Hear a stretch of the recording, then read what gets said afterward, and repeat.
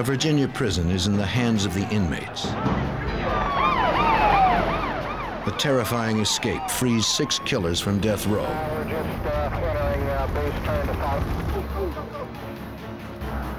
As the men run free, police race against time to track and capture the fugitives before they kill again.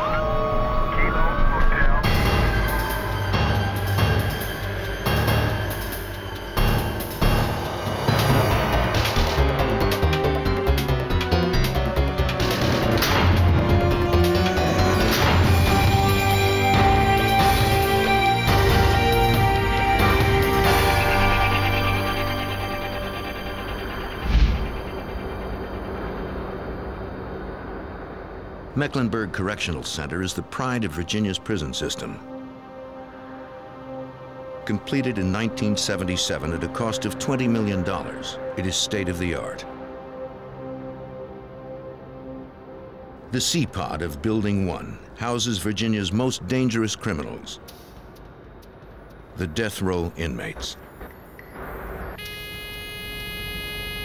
The double-gated entrance, or the sally port, is the only way in, and there is no other way out.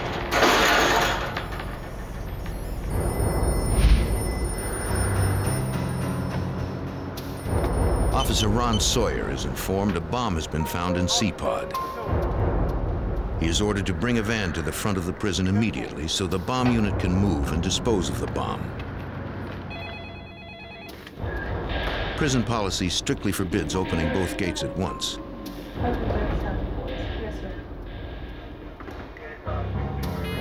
But this is a matter of life and death.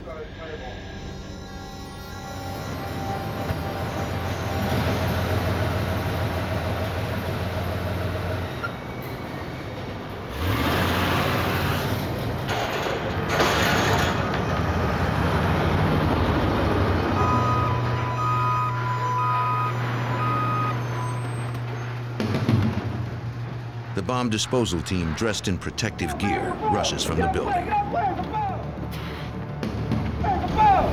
The bomb is smoking. One of the men sprays the device with a fire extinguisher, apparently to keep it cool.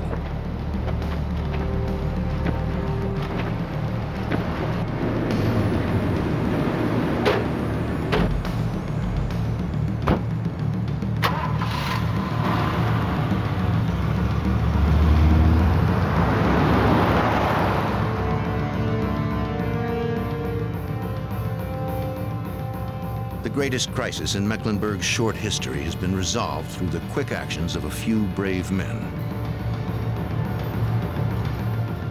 The bomb is safely outside the prison gates.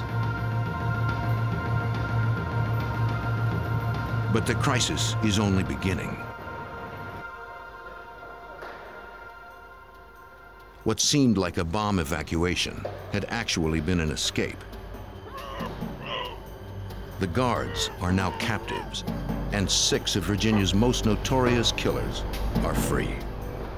A big manhunt underway for 6 convicted murderers who broke out of a state prison in Mecklenburg County, Virginia during the night. The inmates were all on death row. The 6 overpowered guards with homemade knives and drove out with a prison van. As news of the escape spreads, it sends shockwaves through the state's law enforcement authorities. It is the first time death row inmates have escaped in U.S. history. In this program, some of the names have been changed.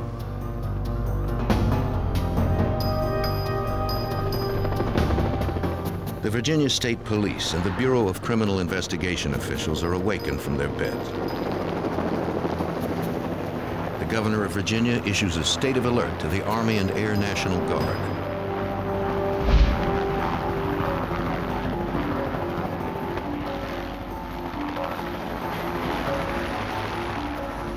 The director of the investigative division of the state police, James Letner, is brought in to supervise the investigation.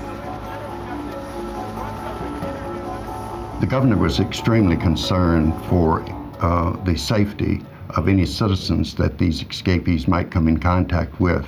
He had been briefed on the background of these individuals. He was aware that each one was awaiting execution for murder or mass murders, and he was extremely concerned that we apprehend these individuals as quickly as possible. We've got 6 guys on the street now. Investigator Letner arrives after the killers have been on the road for over 30 minutes. He immediately establishes a search perimeter. Because the inmates are driving a prison van, police will increase the search area every hour.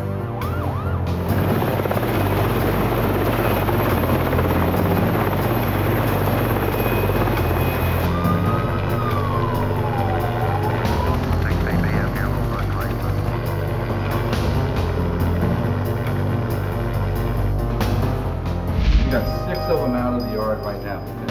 Okay, guys, I assume you're in total lockdown. We're in lockdown now. We're in lockdown. We're starting to get a final head count on everybody. Have you done a head count yet? Letner meets with the warden to learn about the men who escaped. Let me tell you, it's been about a month and a half. The news isn't good. The 6 fugitives have been convicted of killing a total of 17 people.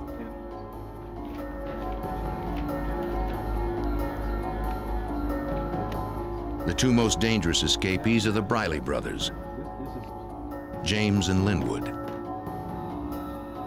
The Briley'z ran a vicious Richmond area gang. Police suspected they had slaughtered anywhere from 11 to 20 people. Earl Clanton killed a Virginia woman just months after being paroled for killing an elderly New Jersey woman.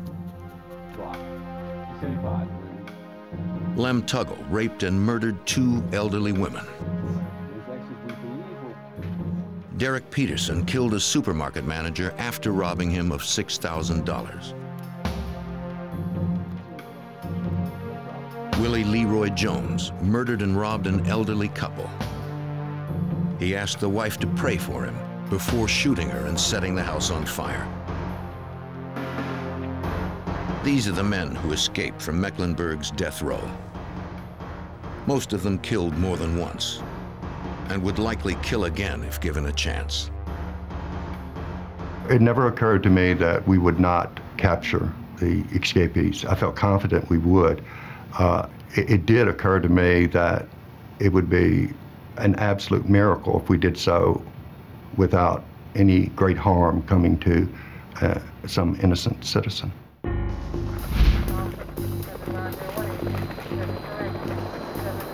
A full-scale manhunt is in effect. Officers from all over the state are dispatched.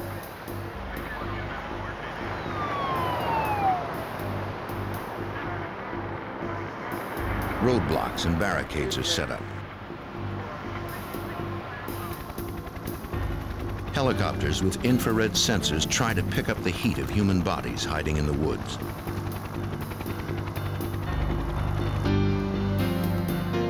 Police know the longer the killers run free, the harder they will be to recapture.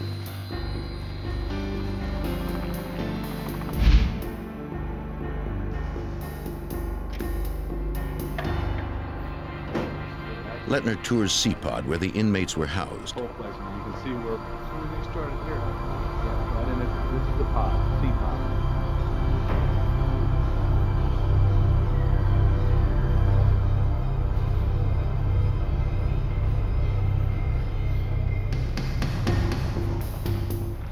Officers conduct a search of each cell.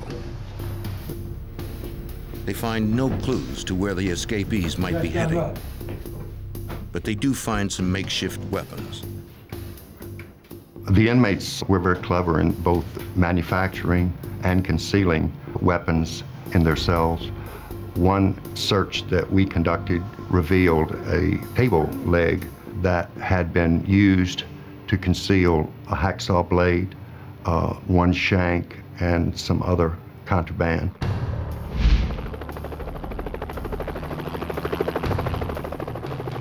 The inmates have been out for over an hour, and investigators know they are armed with knives. And since they had access to guards' protective riot gear, they fear they might have guns. The state mobilizes every possible resource to capture the fugitives.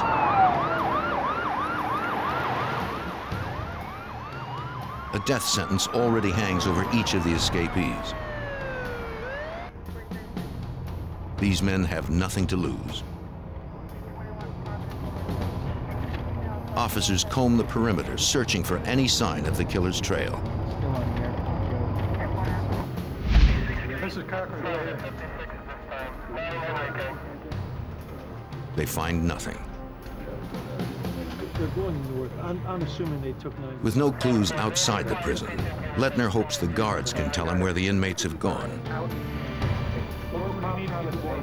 Let's go out. Come on, let's go.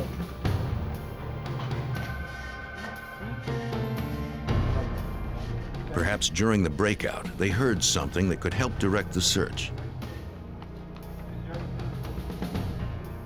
The inmates never spoke of where they were headed. The guards know nothing. How would you like to do this? The guards' lack of information makes Letner suspect they may have helped the prisoners escape. From his years of experience as an investigator for the state police at other prison incidents, Letner knows that prison guards can be susceptible to bribes.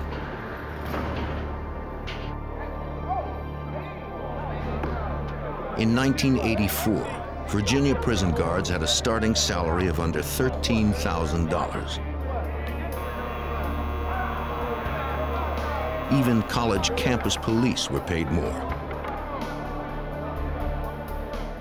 Guards complained they were often assaulted by the inmates. The intimidation and low pay affected their morale.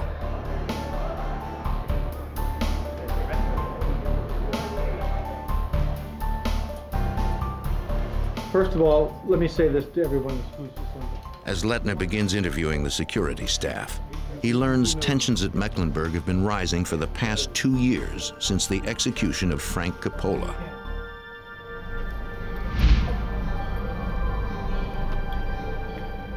Convicted of beating a woman to death in a robbery, Frank Coppola steadfastly maintained his innocence. But after being on death row for 5 years, he stopped his appeal and asked the court to execute him. Coppola's execution signaled a controversial change in attitude. He was the first man in Virginia to face the electric chair since the death penalty had been reinstated 6 years earlier.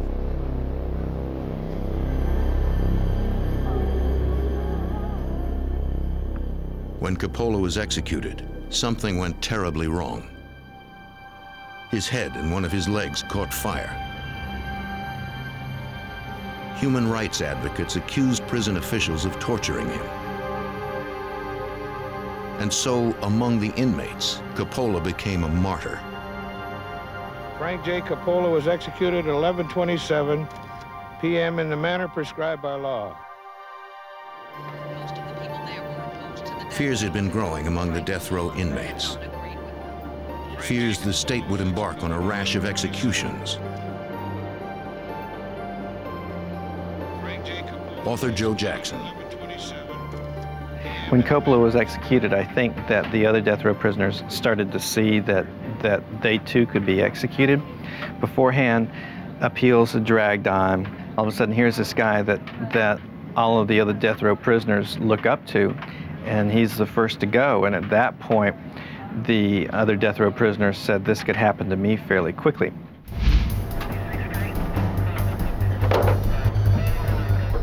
Two months before the breakout, an inmate on death row sent an anonymous tip to the state assistant attorney general. All right, let's get this place searched fast. You want to get done quick. According to the informant, a bomb was being constructed as part of an escape plan.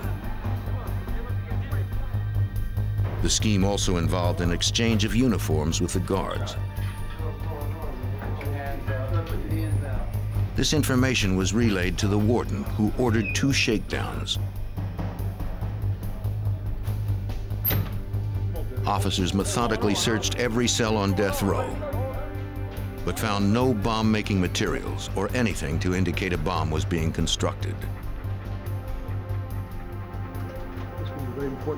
Jim Letner finds it difficult to believe the guards were ignorant of the plan. He suspects one of them may have actively aided in the escape. An escape freeing 6 of Virginia's most dangerous men.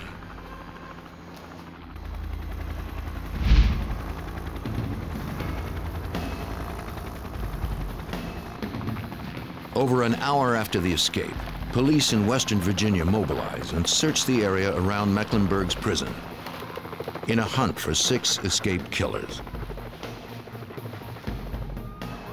As the minutes tick away, they struggle to maintain their search perimeter. Police begin to fear that if the escaped killers slip beyond the perimeter, innocent people might die. But it is so important that you remember every single detail, no matter how unimportant it may seem to you. Inside the prison, James Letner questions the guards, fearing one of them helped the inmates escape. Everyone else remained. And desperate to find any clue as to how the breakout occurred and where these dangerous men might be, he calls each officer to account for his actions.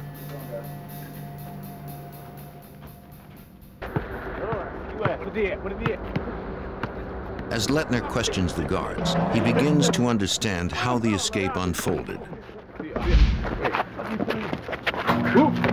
Look, baby, look. You don't need to pass him up. Somebody better get on it. 5 guards stand watch as the condemned men of C-Pod take their daily exercise. That's me. Oh. Come on, baby. Willie Turner and another inmate approach an officer, telling him they want to go back in early. One of the men claims he has a knee injury. The other says he wants to use the restroom. This is against prison policy. State Police investigator James Letner. It was a mistake to allow those 2 individuals to go back separately from the others. If one inmate went back, then they all were supposed to go back. The reason for that is that by taking those 2 inmates back early, it took 2 of the correctional officers off the recreation yard and back to the cell area, lessening the number of eyes that were available to watch the remaining inmates as they return from recreation to their cells. Now the ratio of guards to prisoners is disrupted. In the yard, there are only 3 officers left to watch over the remaining inmates. All right, guys, let's do it. Time to go in. Let's do it.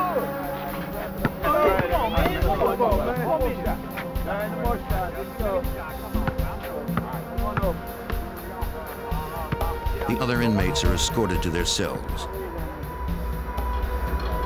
The guards seem unconcerned they are outnumbered 3 to 1.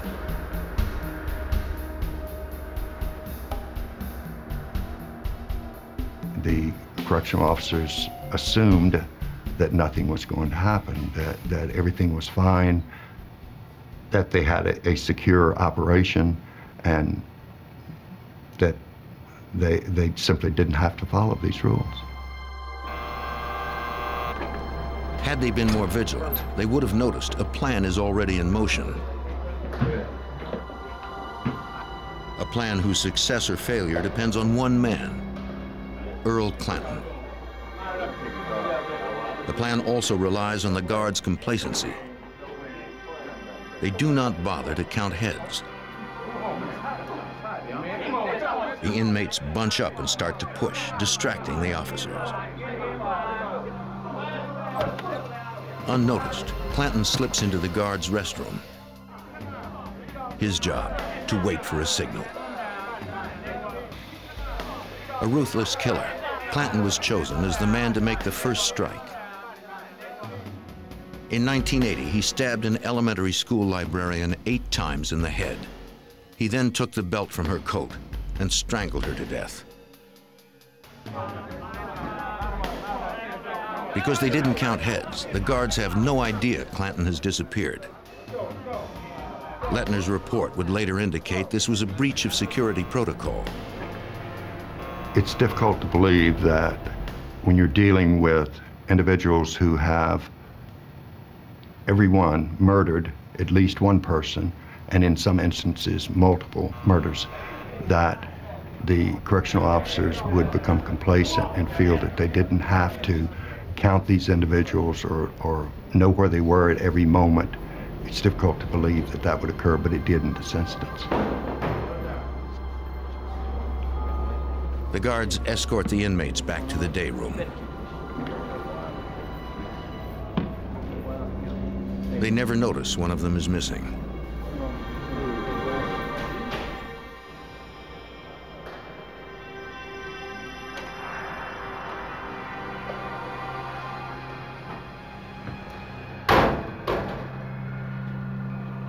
A guard tries the restroom door, but it's locked. The locked door should have sent up red warning flags. In such a situation, prison policy dictates they should call maintenance and all inmates be placed in their cells. But the guards don't do that.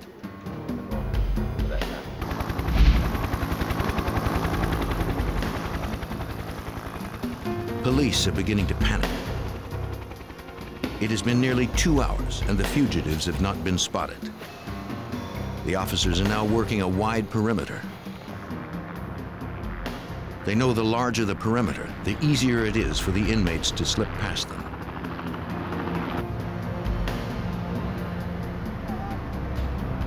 Police are on the lookout for the van used in the escape, but have no idea which direction to search.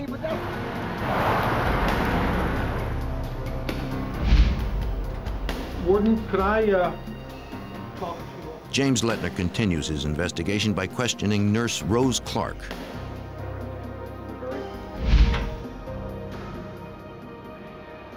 It is customary for Nurse Clark to draw the water from the guard's restroom before she distributes the inmate's medication.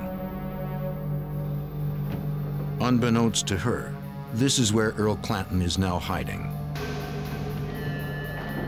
Door's The locked. restroom door appears stuck. Nurse Clark notifies the guard. He acknowledges the problem, but does nothing.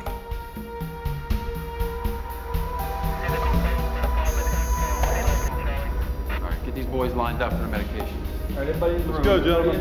Let's go.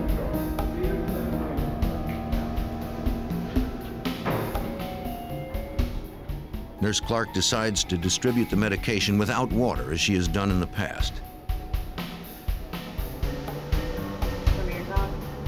As she is making her rounds, one of them complains his toilet is clogged.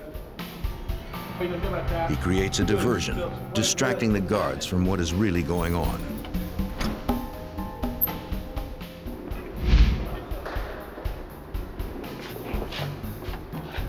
Officer Hunter joins Nurse Clark as she continues making her medication rounds to the other pods in the building. The escapees were con artists. They were shrewd in the ways of the street and how they could get around these correctional officers. They had observed from the moment that they entered the institution that certain rules were not being followed, and it played right into their hands. At Mecklenburg, Building 1 is broken up into 3 pods, A, B, and C. C pod is divided into 2 sections, with a control booth separating the sections. Certainly. Officer Hughes? Please. The man who controlled C pod was Rick Hughes. Electrically activated locks give Officer Hughes control over who enters and leaves death row. Does the control door...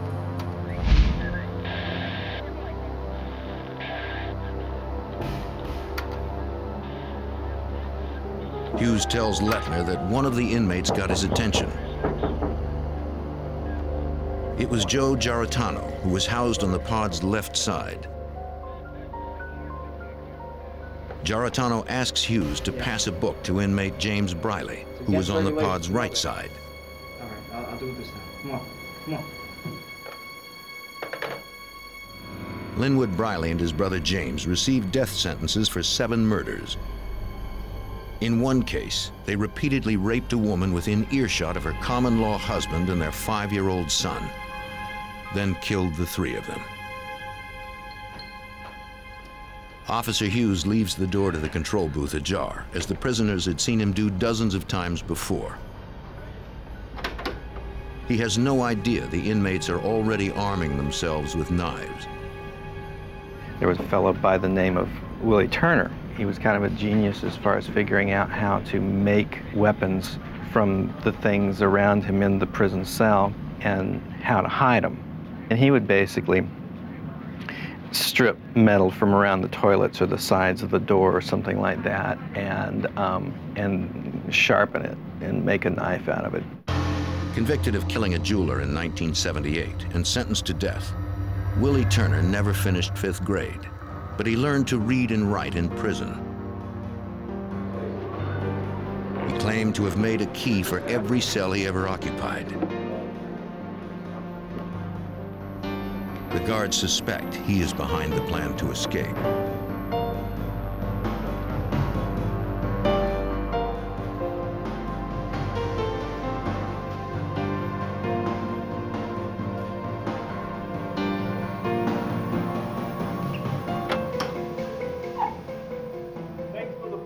At James Briley's signal, Clanton bursts from the restroom. He hits a button on the control booth, releasing the other inmates.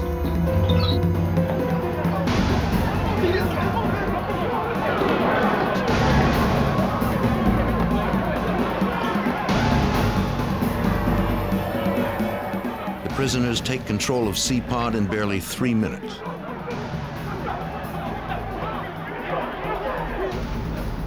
Each of the guards relate how he had been taken hostage and stripped of his uniform. The inmates take the only defense the guards have, their nightsticks, along with their watches, rings, and money.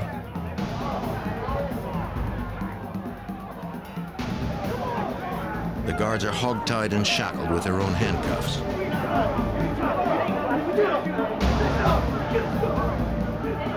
Blindfolded, they overhear the inmates discuss how they need to capture someone in authority. He's one at a time. Everyone else just relax. The senior officer is Watch Commander Lieutenant Mark Johnson. Reconstruct the events from the very first time you were involved.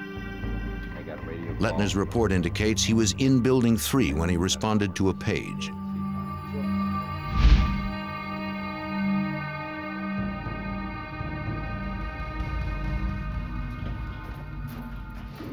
Building 3, located on the opposite side of Mecklenburg, houses the shipping department. Lieutenant Johnson, please call 161. Lieutenant Johnson, 161. Lieutenant Johnson is asked to call the extension of the C-Pod day room. The phone is answered by one of the guards held hostage. Lieutenant Johnson has no idea the guard is being held at Knifepoint. C-Pod left, need you right away. The guard tells Johnson he needs help with inmate Giarratano, who he says has been wounded in an altercation. Lieutenant Fisher, Lieutenant Johnson, come in, please.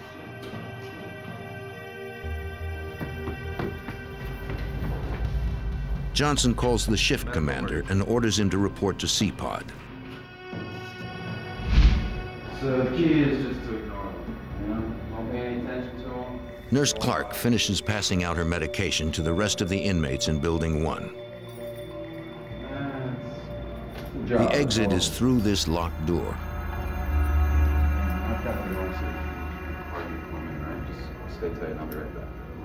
Unfortunately, Officer Hunter has misplaced his key. He decides to return to C-Pod, unaware it is now in control of the inmates.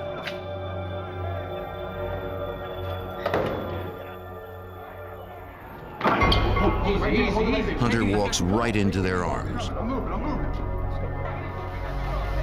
Hunter is taken down to the pod's lower tier, where he joins the other hostages. The conspirators need his uniform. They force Hunter to strip to his underwear, then blindfold and hogtie him. The inmates know the security procedures, and they make the system work against itself. They got the other guards to come to Pod C simply by faking emergencies that they needed assistance with inmate so-and-so who was not taking his medication or resisting one thing or another. By creating the illusion of a fellow correctional officer in trouble, the inmates lure other guards into C-Pod one by one. They then capture them and take their uniforms. Nurse Clark is beginning to wonder what is keeping Officer Hunter. When a guard finally arrives, she is relieved. Hey, turn around. She has no idea her terrifying ordeal is just beginning.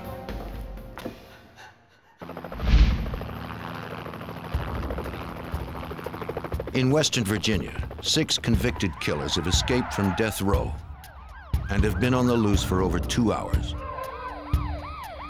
Investigators have no leads to their whereabouts. Police are frantically searching a wide perimeter. Using every resource available, they struggle to maintain it, desperate to contain the inmates.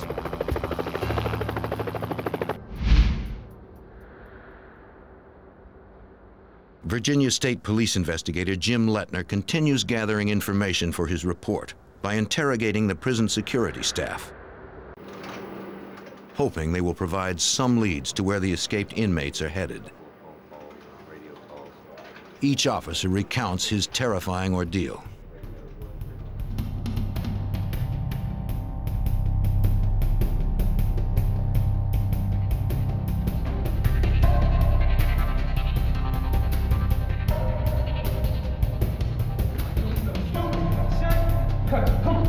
One by one, they are taken hostage.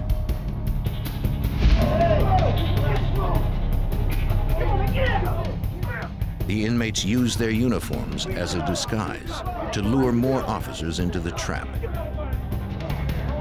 The guards tell Letner James Briley wanted to kill some hostages. Guards in here. I think we wanted to kill a few of them. There were too many, Briley said. He was afraid they would become unmanageable.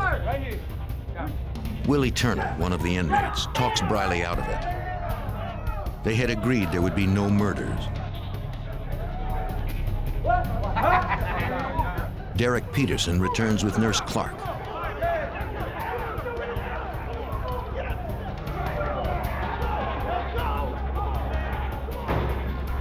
They take her to a cell.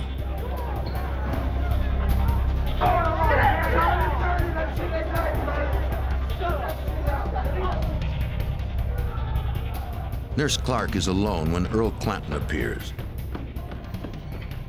Clanton had been convicted of killing 2 women, and now he has his eyes on Nurse Clark.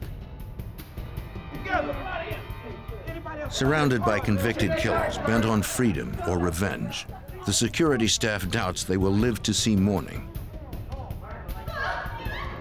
The screams of Nurse Clark stir them to anger, but they can do nothing. Linwood Briley joins Earl Clanton. As they begin to molest the nurse, Wilbert Lee Evans stops the men.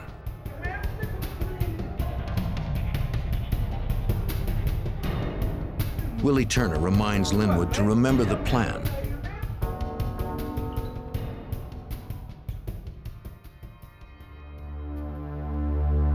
It has been 20 minutes since Lieutenant Johnson received a report about an emergency on death row.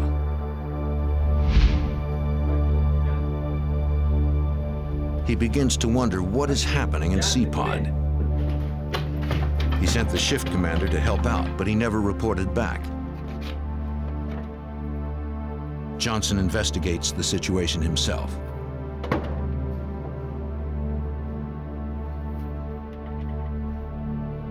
The stairwell doors lock automatically behind him. Give me the jacket. Come here. It's time for your shaking. The inmates threaten to kill Johnson if he does not do as they order. Once the inmates no longer have any use for them, the hostages fear they will all be killed. It has been 3 hours since the escape, and still there have been no sightings of the fugitives.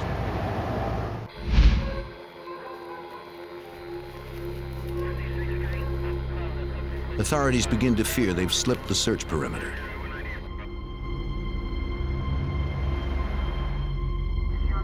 If that is true, a lot of innocent people are in danger. As the prison guards continue their account, Jim Letner still hopes to find one detail that will lead him to the killers. And got a radio. In the main control room, Officer Cindy Smith had word that an inmate was injured, but no one had called the paramedics.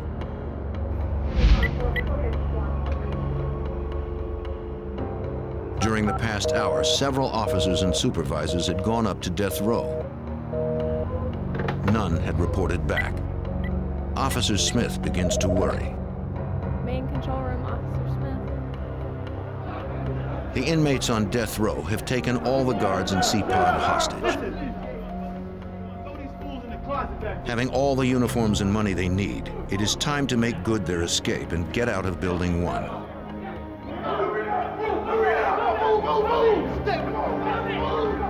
They move the hostages to a janitor's closet at the end of C-Pod.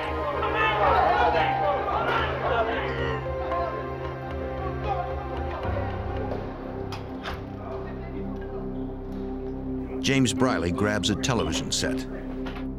Somehow he would have to pass it off as a bomb.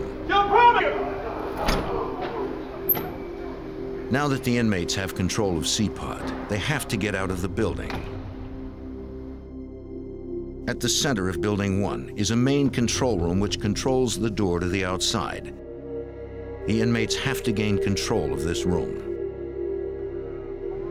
In the main control room, Officer Smith is still waiting word from the officers dispatched to C-Pod. Officer Smith. Then she receives a call.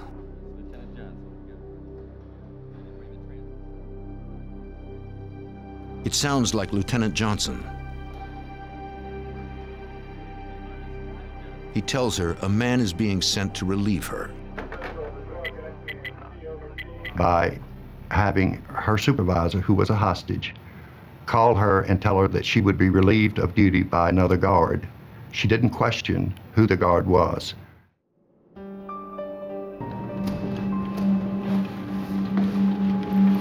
Peterson and Clanton, now dressed in guards' uniforms, head for the main control room.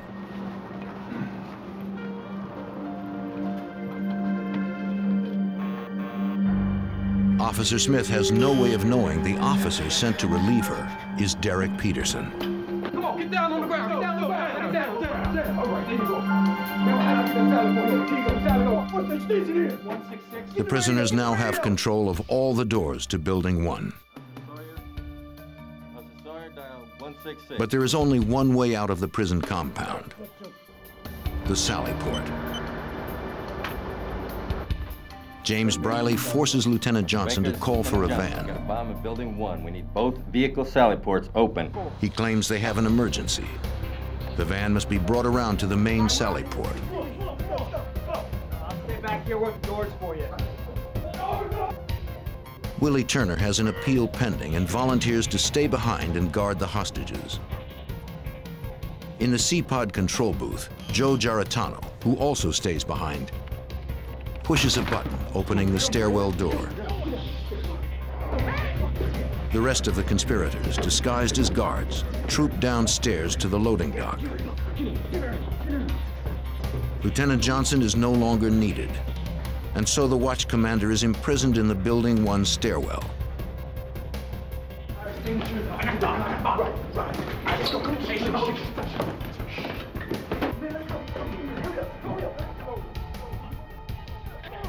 They leave behind one of their own in the control booth to open the door and let them out of Building 1.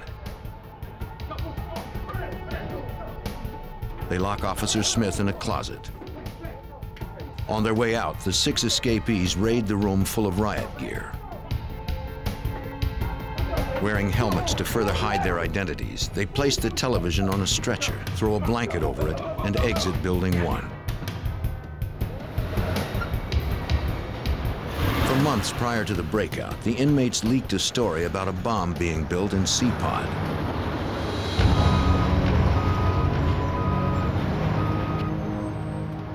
So when James Briley warns the officer in charge of the van that they have a live explosive device and it might go off, the terrified officer completely believes him.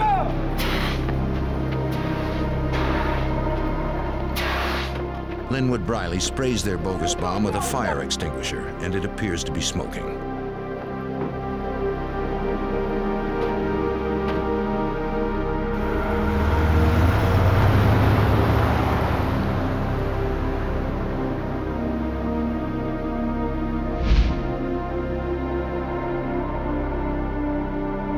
The escape has taken less than 2 hours to execute. And now, 6 vicious killers are roaming free.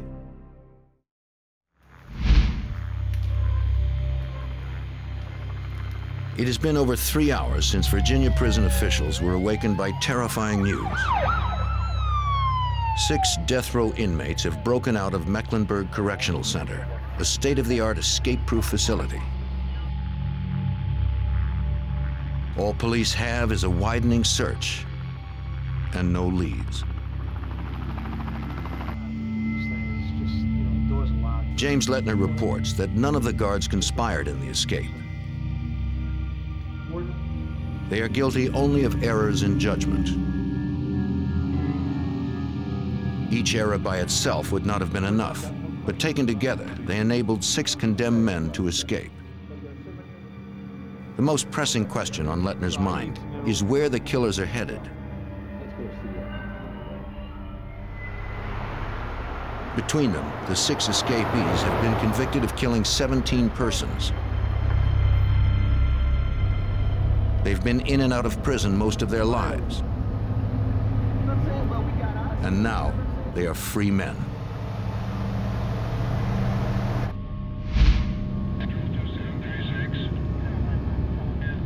Officer Lawrence Harrison of the Warren County, North Carolina Sheriff's Department, on patrol far outside the Virginia authorities' search perimeter, notices a white prison van.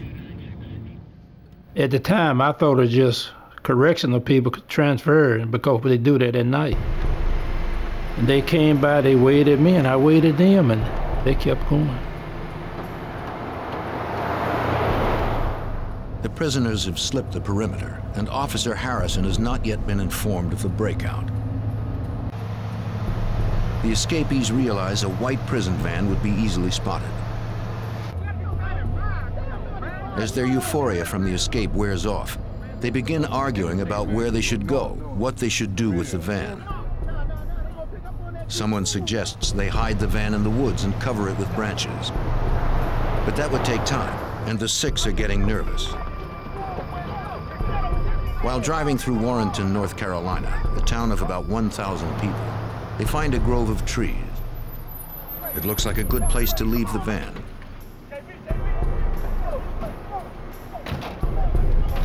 The escapees split up.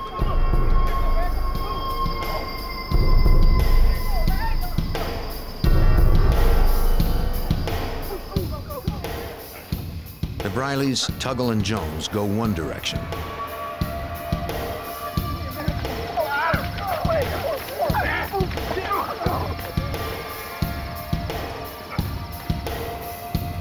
Clanton and Peterson go another. The men get lucky, finding some sweat clothes hanging outside on a clothesline. They ditch their prison garb. While police continue to search the perimeter around the prison, the inmates are running free to the south of their search area.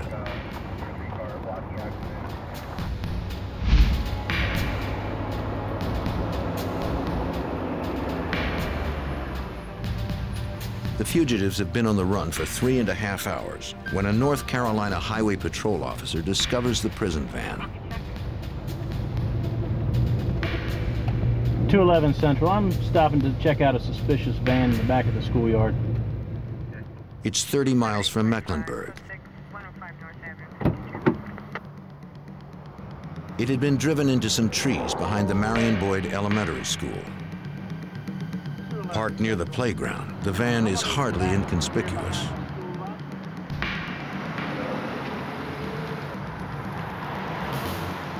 Officers from the Warrenton Police and Sheriff's Department approach the prison van.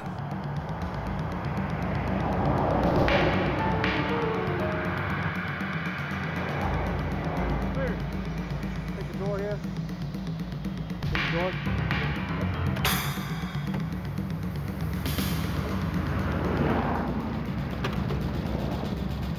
Investigators find the riot gear the prisoners used to disguise themselves, along with the television set they passed off as a bomb.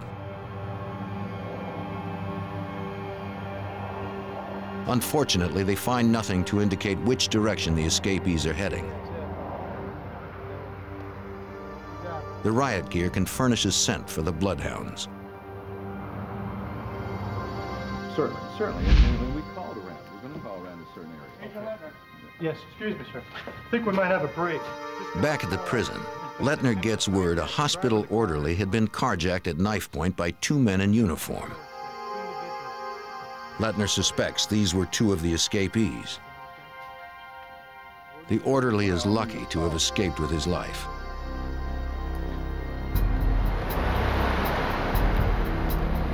When investigators examine his car, they find a prison shank similar to those used in the escape in the back seat. Police know the men have now split up, and 2 of them are on foot.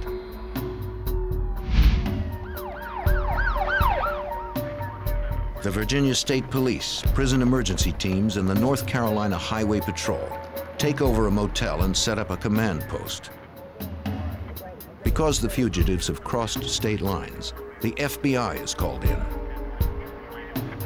Special Agent James Trotter is awakened in the middle of the night. The phone rang. My wife answered it, handed the phone to me. It was Wayne Waddell, an agent down in Danville, Virginia, which covered the prison at Mecklenburg. Wayne said something like, Jimmy, I got a problem. We got a problem.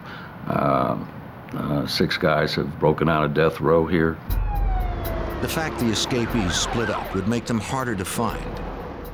But if they were on foot, they couldn't go far. Investigators adjust their search perimeter, vectoring in the location and time the van had been abandoned with the location and time of the attempted carjacking. It's just a matter of connecting the dots, you know, going from point A to point B and seeing how far ahead of you they are and trying to outsmart them and beat them to the next place they're likely to go and be there waiting for them. Representatives of various law enforcement agencies meet to set up a task force. Coordinating the search is Robert Pence, special agent in charge of the Charlotte FBI office. Because of the magnitude of this incident, the response from law enforcement, I would say, was massive. We had every FBI agent in the eastern part of the state, along with support that we sent from the headquarters in Charlotte. We used aircraft, we used dogs, we used corrections officers. In other words, it was a door-to-door search, it was a field-type search, and while all this was going on, communications were being sent to enlarge the search, to prepare the rest of the sector and the rest of the country to be aware of these people and be alert for them. County. Special Agent Pence needs more information. The names and addresses of their next of kin, records of telephone calls they had made, the identities of persons with whom they were authorized to communicate. Well, what we did simultaneously was search records to try to identify associates, relatives, neighbors, anyone who these individuals might have tried to contact if they got out of the Warrenton area. Police set up a tip line. Pence dispatches agents to interview the fugitives' friends and family. Not just to gather information, but to warn them that the killers are on the loose. We believed that they were still in the area. I mean, we had no indication that they had left, so the perimeter was kept tight and we kept looking for them. But thoughts or feelings creep into you that perhaps they did escape.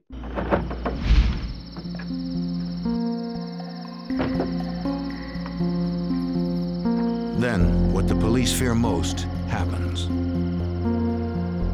A man reports his truck stolen.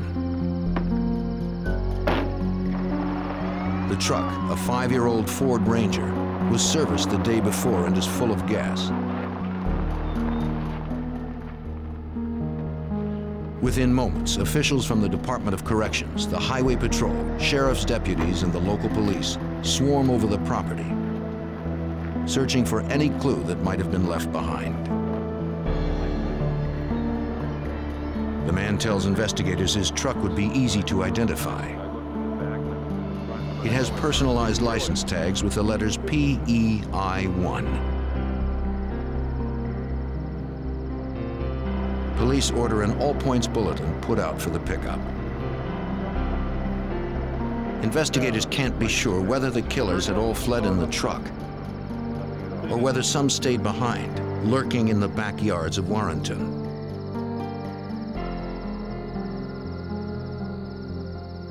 Special Agent Pence. So initially it was to try to contain them, and then it became a national search. So while all this was going on, while the physical search was going on, communications would be sent advising the rest of the country about what happened here, that we had the largest breakout of death row inmates in U.S. history, and we needed to apprehend them very quickly.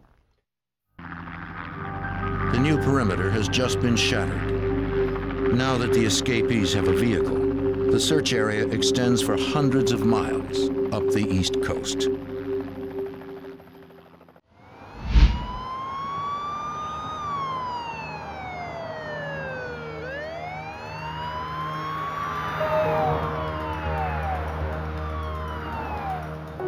As dawn breaks, the day after the escape, police set up a fortified perimeter around Warrenton, North Carolina.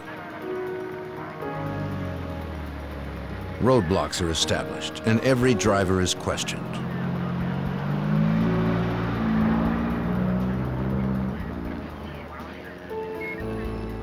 Search teams are organized. Every available law enforcement officer is recruited. Police bring in tracking dogs to follow the escapees' scent. Starting in the area immediately around the van, a pattern search fans out like ripples in a pond, covering an ever wider area, requiring more and more manpower. Police comb the woods and search outbuildings, anywhere the escapees might hide. After several hours of searching, the investigators know only that the fugitives had split up. Some of them may have stolen a truck, but police were no closer to finding them than when they started.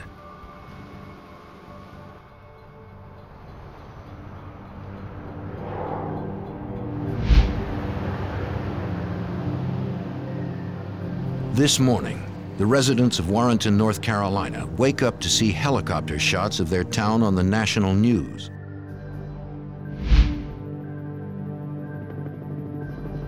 At the prison, officials attempt to answer the questions of a frightened public. At this point in time, our primary concern is the recapture of the inmates who are at large at this point, and we are cooperating with the FBI, with North Carolina, with a number of other authorities in an effort to do that. Fred Patton, District First Sergeant in the North Carolina Highway Patrol. You could all but chart it like a fog bank as the fear rolled across the 4 counties from Warrenton outward. And as the sightings increased, people became more frightened. The fact that they were in their midst 6 people that had killed 17 folks, had murdered them, including a 5-year-old child. And among their rapes was a 76-year-old woman. They began to arm themselves. Warrenton residents scrambled to buy weapons and ammunition.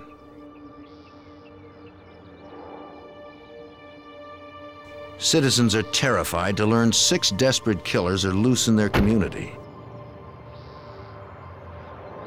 Virginian pilot reporter Tony Geronmata. There was a lot of tension, a lot of fear. I remember people talking, saying they had their guns, and if anybody came on their step, they would shoot them. Talked to some of the merchants in this little town. Apparently, got cleaned out of guns, and there was no ammunition to be bought. Residents barricade themselves in their homes. Aware the fugitives have disguised themselves as guards, they are wary of police officers and answer their doors with weapons in hand. Special Agent Robert Pence. And we had a lot of fear in the neighborhood of Warrenton, where they were supposedly or possibly still contained. People were extremely afraid and scared, and people were going around door to door making announcements that lock your doors, lock your cars. A lot of people didn't sleep there for a few nights. 300 sheriff's deputies, state troopers, and highway patrol officers join in the search, hoping to ease the public's fears. Warren County Sheriff's Deputy Lawrence Harrison. At that time, with deputies, what few we had, we made deliveries for the old ladies that were called up to the grocery store want something. We would pick it up and carry it to them because they were scared to come out. How many people are in the search right now? I don't know the number. The media clamors for any information about the investigation. How many sightings have you had total that you know of? Well, there have been some confirmed and some unconfirmed. So How many confirmed? At this time we have 2 confirmed. Anything on the pickup? The anxious public wants to know where the fugitives might be. What was the time of the last night? They're laying low until dark. Well, that's a possibility. Is that Certainly, something it's easier to move and not be detected after dark. What do you do in that case?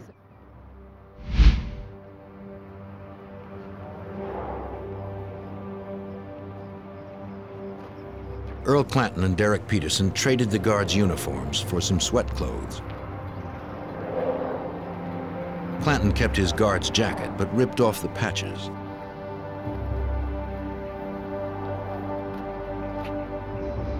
The 2 fugitives walk into a coin-operated laundry.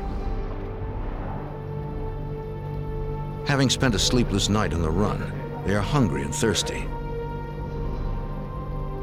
They had just been to a convenience store where they bought a bottle of wine and some cheese.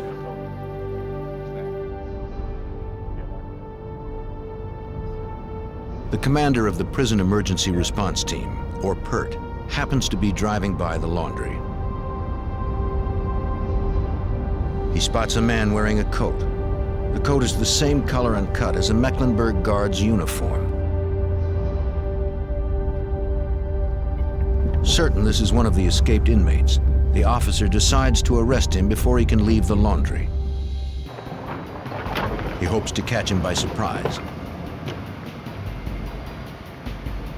Man, get out, get out. Go, freeze! Let me see your hands. Turn around, get your hands up. Come on, man. Come on, turn around. Make any move. Clanton and Peterson were out of prison for no more than 19 hours. They didn't go far. And now their freedom is over. The 2 men concede they expected to be caught because they were lost. Turns out it was a convenient place to be arrested. The coin-operated laundry is only a half block from the county jail. They found 2 of them there. They thought maybe the rest of them would be there. So if we had fear before when the van was discovered, we had a tremendous amount of fear whenever 2 of them were apprehended right in town. So during that early 2 or 3 days, the mood was very serious, and the people were very concerned, very scared. We knew at that point it was going to be a complicated search because they weren't all looking out for each other and they weren't together. and maybe 2 of them were a little more half-hearted in this escape, and now we had to find the ones that really intended to go the route and where they were going. Investigators debate the possible whereabouts of the other 4 escapees. To Special Agent Trotter, the Briley brothers are at the top of their list. The Briley brothers killed repeatedly for no apparent reason. They killed women, they killed pregnant women, they killed little children, they killed grown men, and they killed in very brutal and grisly ways, and apparently had absolutely no remorse for any of the crimes for which they were convicted. Trotter fears that, unlike Peterson and Clanton, the Briley brothers won't give up without a fight. Police are in a desperate race against time today to find 4 killers who they fear may kill again.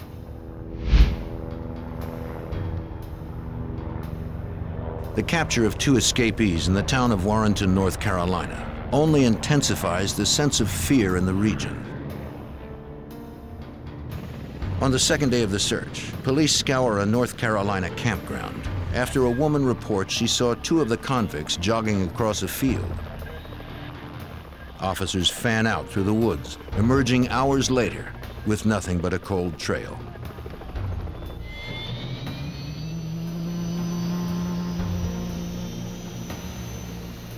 Sightings of the escaped death row inmates are coming in from throughout North Carolina and Virginia. Each call has to be checked out. Fred Patton, District 1st Sergeant in the North Carolina Highway Patrol. It was like the dam breaking. First of all, there was a drip, and then there was a minor fluctuation of calls that we would receive as far as sightings were concerned. And then the dam broke, and sightings were coming in by the hundreds. And of course, by that time, we had mobilized enough people and had them spread out to the point that we could respond to the sightings within a short period of time. And that this is what we wanted to do. Investigators suspect the escapees may have left the area, but they cannot be sure. The manhunt continues in and around Warrenton. But these fellows are very smart. They know what they're doing, obviously. And they could be dug in anywhere, and they got to turn every limb and every tree. Helicopters search the dense forests and red dirt fields on the North Carolina-Virginia border. Police patrol the waterways and abandoned houses and stop traffic along all roads and highways looking for 4 dangerous men. Police continue to get tips. Special Agent Robert Pence. So a lot of those tips were scare tips, they were fear tips, they weren't helping a lot. And I don't believe that any of the calls really materialized as far as giving us direction about where these fugitives might be. But I do think it gave the citizens a conduit to really vent some of their fears and concerns. A manhunt sweeps the forests and swamps. All day long they search, growing more miserable by the hour. They run out of insect repellent in Warrenton and have to send out for more. The officers endure difficult conditions, all to no avail.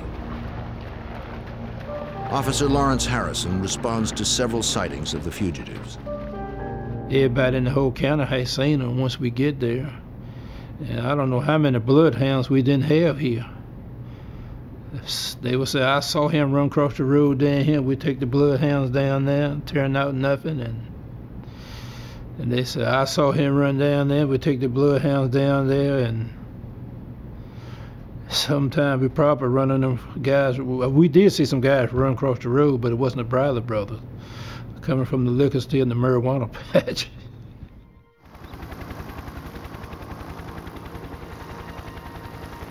Reports pour in as residents throughout Virginia and North Carolina call police hotlines. claiming to have seen the fugitives. The governor of Virginia posts a $40,000 reward for information leading to the fugitives' capture.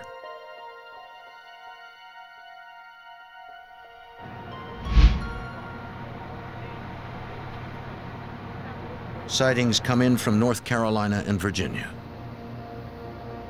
Every call has to be checked out, but leads nowhere.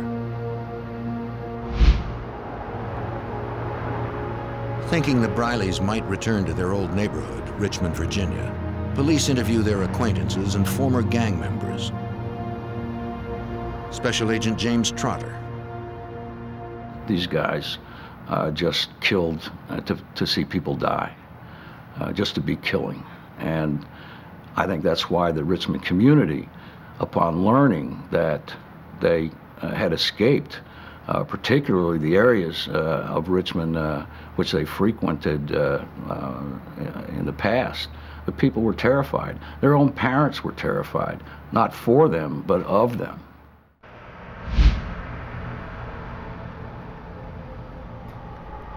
In Portsmouth, Virginia, just a few hours' drive from Warrenton, a police officer spots two men breaking into a car. Hey, police, what are y'all doing? See some hands. See some y'all. Let me see your hands. Step out from behind the car. Step out from behind the car. Let me see your hands. Good. When he tries to stop them, the two men open fire.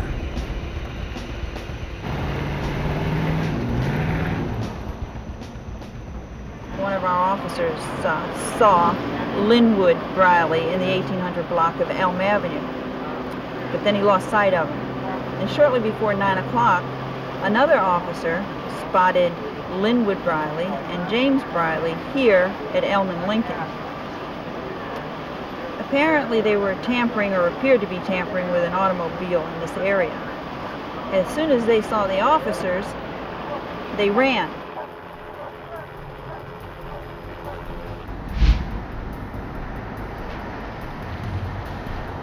As fears spread, the sightings keep coming in from far and wide. If the escapees did steal a pickup truck, they could be anywhere. The missing vehicle had enough fuel to get past Richmond. Hey. Yeah, he's right over there. On a hunch the fugitives might head north, agents begin interviewing gas station attendants just north of Virginia's capital. Some black guys in a pickup truck? One attendant remembers seeing a pickup truck with one white man and three black men. In the back. 4 guys pull out the Investigator Jim Letner. I was absolutely convinced that at least 2 of them, and perhaps 4 of them, were capable of murder or any other crime, and would eventually commit other murders if they remained on the street. Having lost their perimeter, investigators scramble for clues to where the fugitives might be headed. They focus their attention on the leaders of the gang. They begin by examining a log of phone calls made from death row. The log indicates the Briley brothers made a number of calls to the Philadelphia area.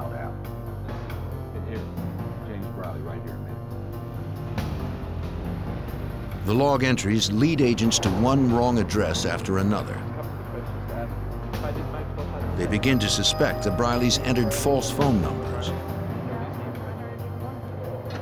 Michael Carbonell is a supervisory special agent with the FBI in Philadelphia. Based upon all the negative investigation we had conducted, I felt that those numbers were not right. In other words, they were not telling the guard which number they were actually calling. Investigators subpoena the toll records corresponding to the phone on death row. When they compare it to the handwritten log, their suspicions are confirmed. The phone company's records show the actual numbers the Briley'z called. Agents now have over 50 good numbers to investigate. Okay, the only other thing we had was maybe mail.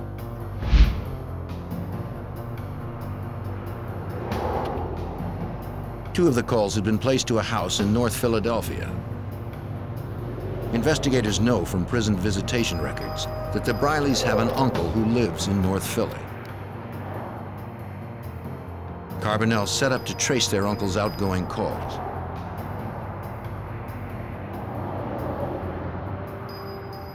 I didn't think that the Briley Brothers would be staying with him, and I didn't want to hit his house until we were absolutely sure that they were here. The time was on our side at that point, so we decided to put a surveillance on his residence, and we conducted that surveillance for probably 4 or 5 days. The FBI watches the Briley's uncle's every move.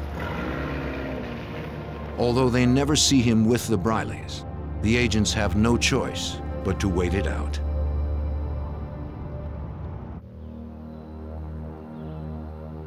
As the FBI chases every lead on the fugitives from Mecklenburg's death row, they get another break hundreds of miles from Virginia. Lem Tuggle and Willie Jones took 8 days to make their way to Woodford, Vermont, a little resort town just south of the Canadian border. The men had spent the night in the woods.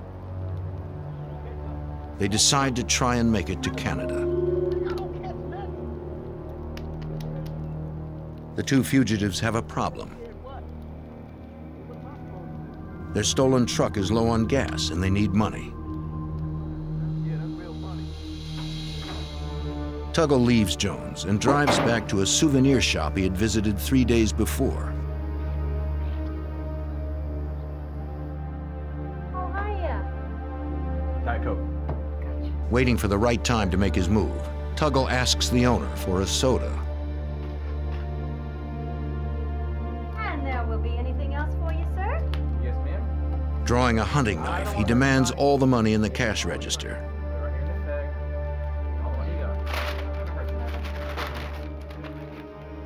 Once Tuggle gets the money, he turns and walks out. The woman notes the truck's license tag, PEI-1. It is easy to remember. The take is about $80 and change. It isn't much, but it's enough for gas and a new start in Canada. Unfortunately for Tuggle, he is heading in the wrong direction.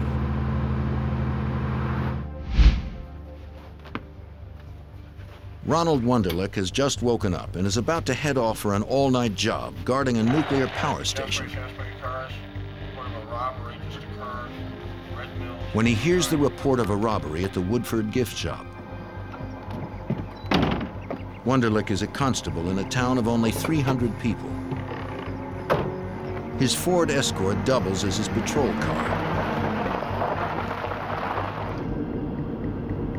In Stamford, Vermont, it seems unlikely he'll have to engage in any high-speed chases. Trooper Daniel Begebing also hears the report. The dispatcher says that the suspect was last seen driving east on Route 9. And the dispatch advised that upon running a registration check on the motor vehicle, they had discovered that it was a stolen vehicle suspected involved with escapees from the Mecklenburg area. Begebing accelerates to intercept the vehicle.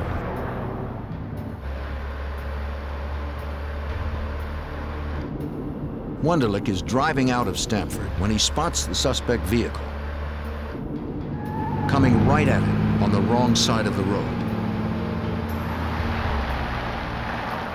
The constable whips his Ford Escort into a U-turn and begins a pursuit. Author Joe Jackson.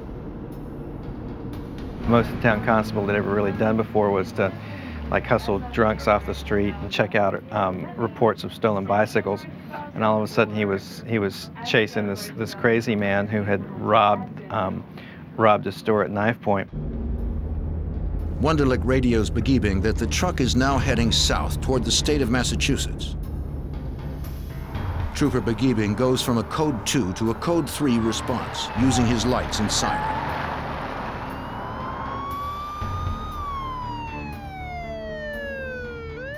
I was accelerating around probably 80 or 90 miles an hour to try to meet them, to make up some time and distance before he got north to the intersection of Route 100 and Route 8. If they act quickly, they can set up a roadblock before the convict has a chance to slip away. On the radio, Begiebing hears that other officers are joining the chase. Wonderlic advises him that the vehicle is turned around and is proceeding north on Route 100. The trooper and the fugitive are now heading straight for each other. At that time, I was trying to find a good location to execute a stop where there weren't any residences around, where we could have something of relative safety, yet still be in enough of a field of view where I could see the truck coming.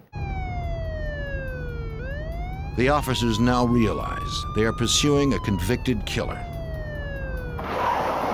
When Begiebing swings his vehicle across the road, he knows he is putting his life on the line in a high-stakes game of dare. There's a little element of danger involved, but yet it's something that, being a rural patrol officer, you rarely see, and you're kind of like saying, oh no, to yourself, you know, that what have I gotten myself into here? Begiebing is gambling that the suspect isn't desperate enough to ram his cruiser, or that he is a good enough shot to stop him before he does. A Vermont state trooper and a town constable have boxed in one of the death row escapees. It's now a question of whether Lem Tuggle, who had been convicted of killing 2 persons, would be squeamish about killing a 3rd.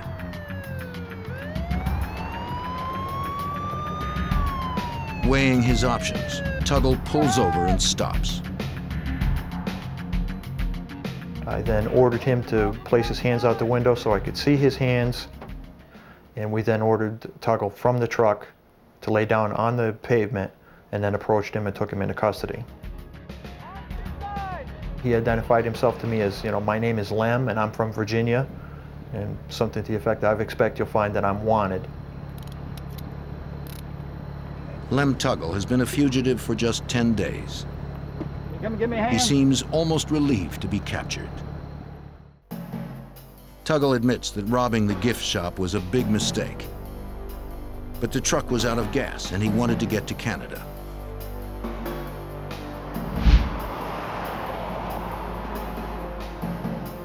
The next day, an unusual call comes in to the Vermont State Police. State Police Derby. The man gives the dispatcher his name. Willie Jones. Yes, can I help you? He says police are looking for him. For what? Where? He'd escaped from prison. I can't. Mecklenburg? Mecklenburg where? In Virginia? For what? He had broken out of death row. How long? When? And you want to turn yourself in? I will be sending the cruiser up, the police up to talk with you. When Tuggle didn't return, Jones became lost and confused. Tired of being on the run, he wanted to turn himself in. The dispatcher asks Jones to describe where he is. She determines that he is on Route 242 outside the town of Jay. Jones tells the dispatcher he is unarmed. In his 26 years as a trooper, this is the only time Richard Armitage has ever had a fugitive call and ask to be picked up. He just looked like he was ready to turn himself in. He looked dejected, he looked tired, dirty, hungry, and it was obvious that he'd been bit by a number of the black flies that we do have in this area. And it was like the weight of the world had been taken off his shoulders. He was so glad that he was going where he could get something to eat and something to drink. It wouldn't have been difficult for Jones to enter Canada. In Vermont, the border is only guarded at the highways. If he knew where he was going, he could have easily just walked across.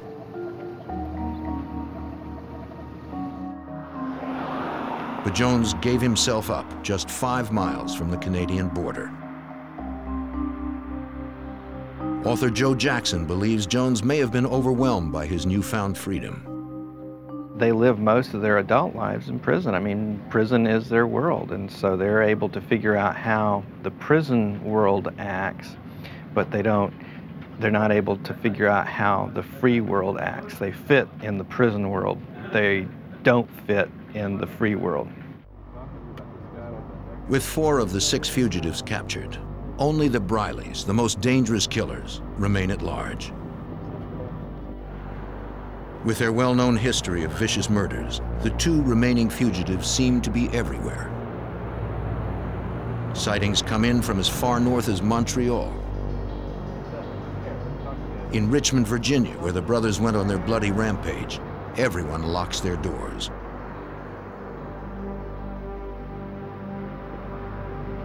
A manhunt is organized in Oxford, North Carolina, after a man thought to be Linwood Briley steals some cans of food from a convenience store. In Richmond, Virginia, the family of a former gang member who turned state's evidence against the Briley'z is given police protection.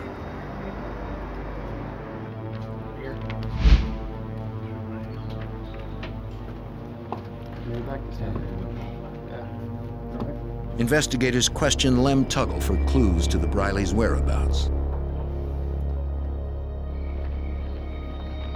Tuggle tells police how the escapees wandered through Warrenton looking for a vehicle they could steal. They hot-wired a pickup truck and took off. Tuggle tells them the Briley'z had never been in Portsmouth or Richmond. He says they didn't kill anyone while he was with them. After stealing the pickup truck in North Carolina, they drove north to Philadelphia. They burned the guards' uniforms in a trash can. According to Tuggle, the Briley'z claimed they arranged for someone to meet them with clothes and a gun. Tuggle further recalls that James Briley stuck one of the guards' badges into a tree in Philadelphia's Huntington Park. He and Jones then headed north towards the Canadian border. Tuggle claims they even stopped and asked 2 state troopers for directions to the New Jersey Turnpike.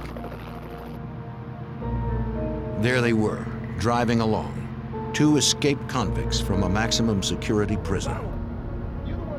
Wanted by the FBI and law enforcement agencies in several states.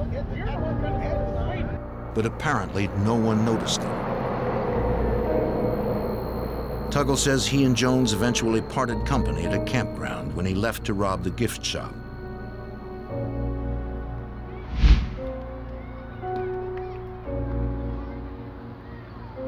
Special Agent Mike Carbonell comes to Philadelphia with a map of the park drawn by Tuggle.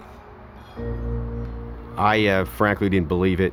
I'm familiar with Huntington Park. When I looked at the map, there were no tennis courts drawn on the map. I was skeptical. I felt, why would a guy who's on death row, who's going to be executed, cooperate with us?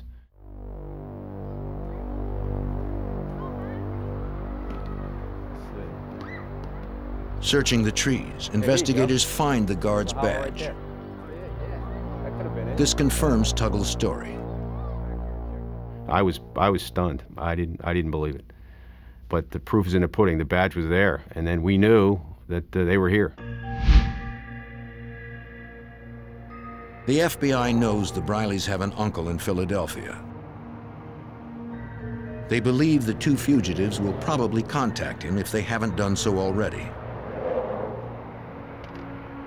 Special Agent James Trotter. They set up a surveillance and sat there for days, nothing. He would call me and report. He would say, the guy's not doing anything, nobody's coming or going.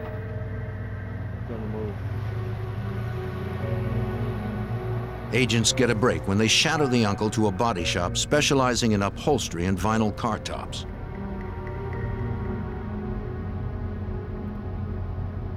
Days earlier, a woman in New York notified police she received a call from James Briley.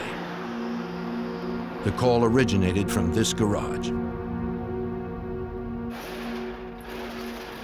Its owner, Dan Latham, had been introduced to the Briley'z by their uncle using false names. He called them Lucky and Slim.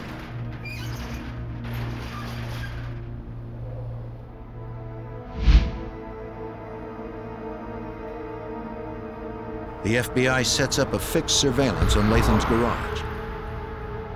Agents see several men hanging around, but aren't sure if they're the Briley'z.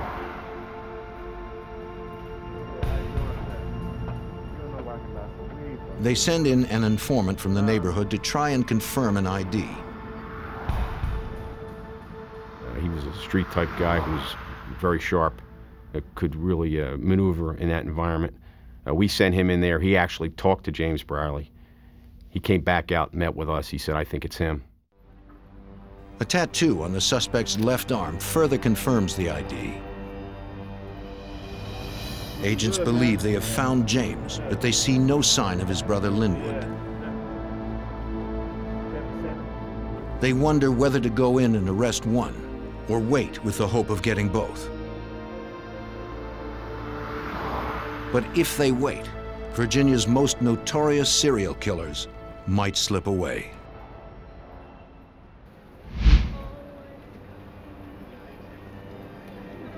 After 19 days of searching, the FBI believes they have located the last two escapees from Mecklenburg's death row.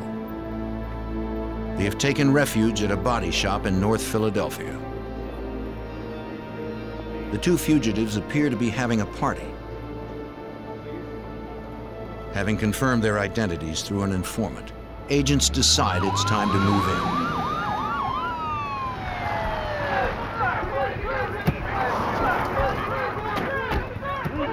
Garage owner Dan Latham is surprised by all the commotion. I myself was in the office on the phone, just taking it easy, and I heard some wheels screeching, coming to a halt, and I heard a lot of screaming. I looked outside, all I seen was guns, a lot of guns. Both brothers admit their identities and are led away in handcuffs. The nationwide manhunt is over. The last of the Mecklenburg Six are recaptured. They had been free for 19 days. For Sergeant Fred Patton, it is the end of a nightmare. When the Briley brothers were finally apprehended in Philadelphia, it was like the weight of the world had been lifted off of you, because I reiterate that these were bad folks. These were killers.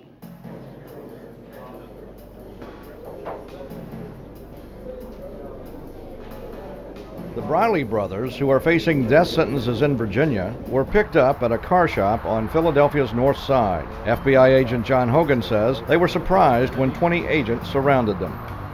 They were apprehended without incident. They caused no problem to us. They have both admitted their identity. They have the appropriate scars and marks, so we know who they are.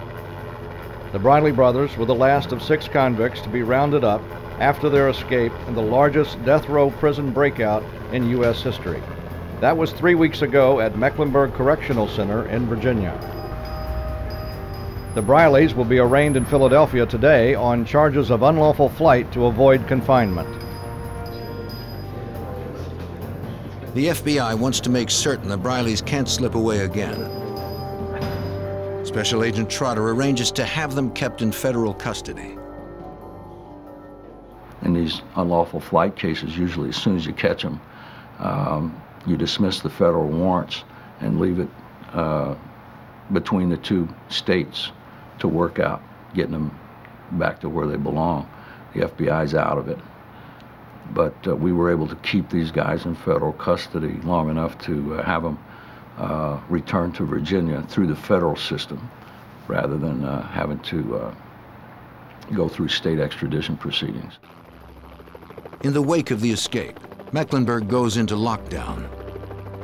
The governor of Virginia announces the firing of 5 guards. The warden and his security assistant are suspended without pay. An investigation by 3 independent consultants finds that conditions at Mecklenburgh are highly dangerous and at times unmanageable. 2 months after the escape, riots break out at the prison.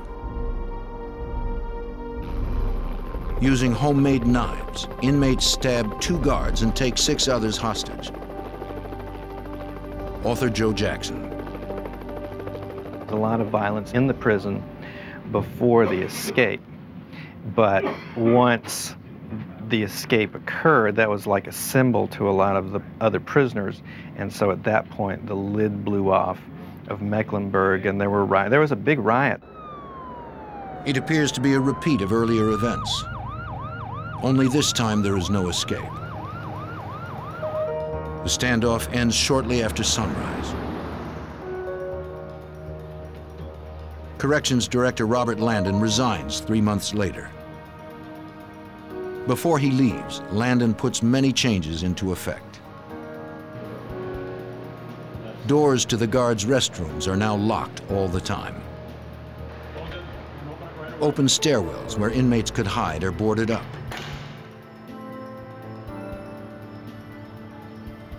Stricter procedures are put in place. An interlock is installed on the main sally port, preventing both gates from opening at once. With these changes in place, Jim Letner believes that such an escape could never happen again.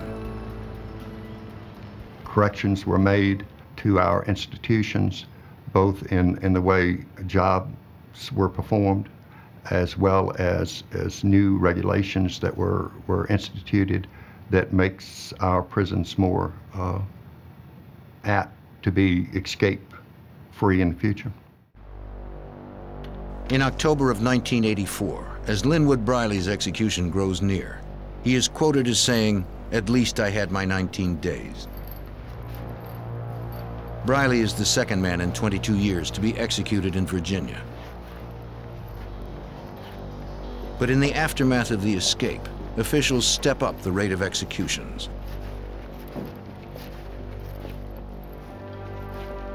Six months after Linwood was put to death, James Briley follows his brother to the electric chair. In that same month, Earl Clanton Jr. pays the price for the 2 murders he committed.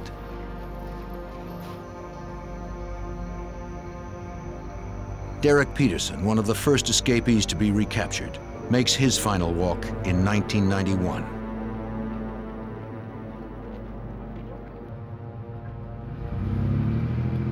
Willie Jones is executed in 1993.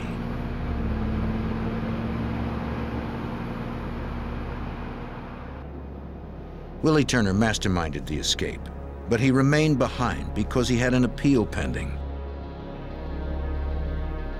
Convinced of his innocence, he puts his faith in the system.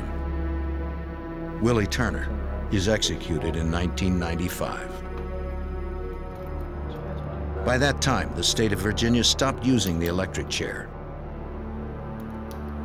Turner's life is ended by lethal injection. An hour after the poison stops Turner's heart, his lawyer finds a loaded .32 caliber homemade gun inside a typewriter in his cell. Along with the weapon is a handwritten note that reads simply, "Smile." The last escapee to die is Lem Tuggle. On December 12, 1996, the convicted double murderer is led to the death chamber.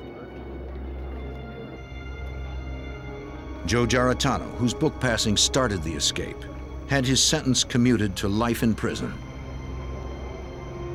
Of all the conspirators, he is the only survivor.